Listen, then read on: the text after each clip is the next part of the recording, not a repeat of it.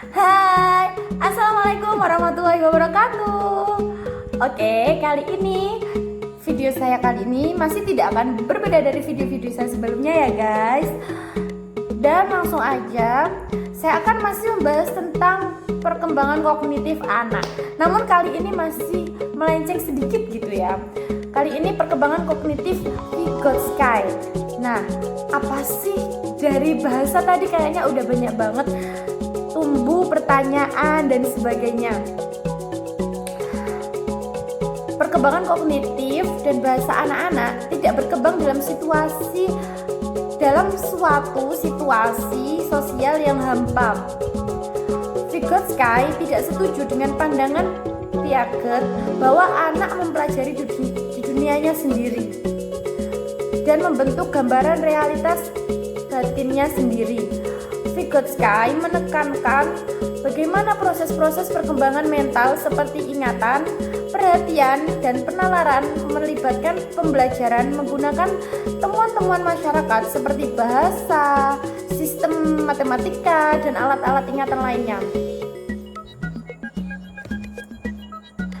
Penekanan Vygotsky pada peran kebudayaan dan masyarakat di dalam perkembangan kognitif lebih banyak menekankan peranan orang dewasa dan anak-anak lain dalam memudahkan perkembangan si anak. Menurut Vygotsky, anak-anak lahir dengan fungsi mental yang relatif dasar seperti kemampuan untuk memahami dunia luar dan memusatkan perhatian. Namun, anak-anak tak banyak memiliki fungsi mental yang lebih tinggi seperti ingatan, berpikir, dan menyelesaikan masalah. Pada intinya, dapat disimpulkan bahwa dalam teori Vygotsky mengandung banyak unsur psikologi pendidikan, khususnya pokok bahasan pendidikan dan budaya seperti Piaget. Vygotsky menekankan bahwa anak-anak secara aktif menyusun pengetahuan mereka. Akan tetapi, menurut Vygotsky, fungsi-fungsi mental memiliki koneksi-koneksi sosial. Vygotsky berpendapat bahwa anak-anak mengembangkan konsep-konsep lebih sistematis, logis, dan rasional sebagai akibat dari percakapan dengan seorang penolong yang ahli. Menurut Vygotsky, perolehan pengetahuan dan perkembangan kognitif secara seturut dengan teori kaiogenesis. Dimensi kesadaran sosial bersifat primer, sedangkan dimensi individualnya bersifat derivatif atau merupakan turunan dan bersifat sekunder. Artinya, pengetahuan dan pengembangan kognitif individu berasal dari sumber-sumber sosial di luar dirinya. Hal ini tidak berarti bahwa individu bersikap pasif dalam perkembangan kognitifnya, tetapi Vygotsky juga menekankan pentingnya peran aktif seseorang dalam mengkonstruksi pengetahuannya. Maka teori Vygotsky sebenarnya lebih tepat disebut dengan pendekatan konstruktivisme. Maksudnya, perkembangan kognitif seseorang di samping ditentukan oleh individu sendiri secara aktif, juga oleh lingkungan sosial yang aktif pula. Teori psikolog yang dipegang oleh Vygotsky lebih mengacu pada konstruktivisme karena ia lebih menekankan pada hakikat pembelajaran sosiokultural. Dalam analisisnya, perkembangan kognitif seorang di samping ditentukan oleh individu sendiri secara aktif, juga ditentukan oleh lingkungan sosial secara aktif. Nah, di sini juga terdapat teori belajar Vygotsky. Teori Vygotsky menawarkan suatu potret perkembangan manusia sebagai suatu yang tidak terpisahkan dari kegiatan-kegiatan sosial dan budaya. Vygotsky menekankan bagaimana proses-proses perkembangan mental seperti ingatan, perhatian, dan penalaran melibatkan pembelajaran menggunakan temuan-temuan masyarakat seperti bahasa, sistematika, dan alat-alat ingatan lainnya. Ia juga menekankan bagaimana anak-anak dibantu berkembang dengan bimbingan dari orang-orang yang sudah terampil di dalam bidang-bidang tersebut. Vygotsky lebih banyak menekankan peranan orang dewasa dan anak-anak lain dalam memudahkan perkembangan si anak. Anak-anak lahir dengan fungsi mental yang relatif dasar seperti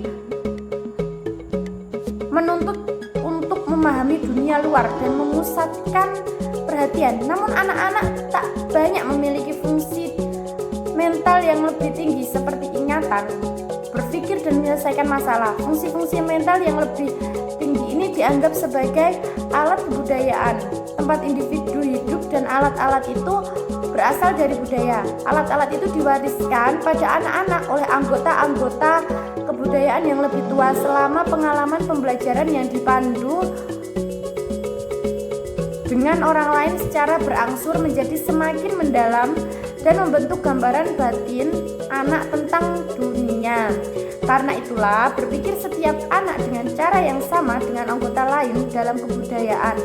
Menurut Vygotsky, tahun 1962, keterampilan-keterampilan dalam keberfungsian mental berkembang melalui interaksi sosial langsung, informasi tentang alat-alat keterampilan, dan hubungan-hubungan interpersonal kognitif dipancarkan melalui interaksi langsung dengan manusia, melalui perorganisasian pengalaman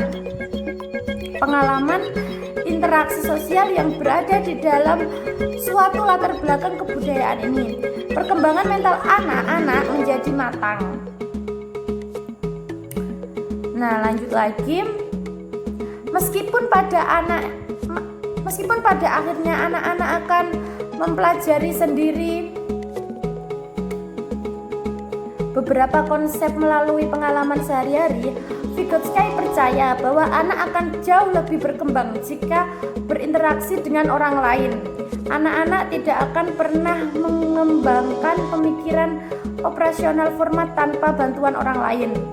Vygotsky mencari pengertian bagaimana anak-anak berkembang dengan melalui proses belajar, di mana fungsi-fungsi kognitif belum matang, tetapi masih dalam proses pematangan. Vygotsky membedakan antara aktual development dan potensial development pada anak.